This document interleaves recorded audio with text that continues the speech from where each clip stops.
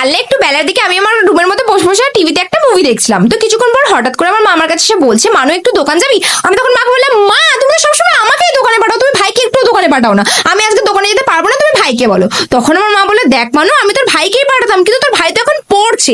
আমি তখন বললাম, কি ও পড়ছে? মা ও তোমাকে বলেছে ও পড়ছে, তুমি বিশ্বাস করিয়ে যাও গিয়ে দেখে এসো, ও নিশ্চয়ই বইয়ের মধ্যে লুকিয়ে লুকিয়ে ফোন ঘাটছে। তো আমার মা তো আমার কোনো কথা শুনলোই না, তারপর আমার দিকে না কেমন রাগমাগ করে তাকিয়ে বললো, তুই দোকানে যাবি? হ্যাঁ কি না বলে দে। তো তারপর না আমাকেও না চাইতে বলতে হলো, ঠিক আছে যাচ্ছি। আর এমনিতেও না আমার মা যখন না আমার দিকে রেগে মেগে তাকায় না, আমার ভীষণ ভয় করে। আচ্ছা তোমাদের মধ্যে কারা কারা আমার মতো নিজের মাকে দেখে ভয় পাও? মানে যখন করে তোমাদের মা তোমাদের দিকে রেগে মেগে তাকায় সেটা দেখে ভয় পাও। তো মা না আমাকে দোকানে শুকনো লঙ্কা আনতে পাঠিয়েছিল। তো তারপর না আমি দোকানে গিয়ে দোকানদার কাকুকে বললাম যে, কাকু কাকু আমাকে শুকনো লঙ্কা দাও তো। তারপর না দোকানদার কাকুটা বললো, কাঁচা লঙ্কা দে তো। আমি তো শুনে অবাক, আমি শুকনো লঙ্কা চাইলাম আর কাকু কাঁচা লঙ্কা দিতে বলছে, ব্যাপারটা কি? তারপর আমি কাকুকে বললাম, কাকু কাকু আমি তো শুকনো লঙ্কা চাইলাম, তাহলে তুমি কাঁচা লঙ্কা কেন দিতে বলছো?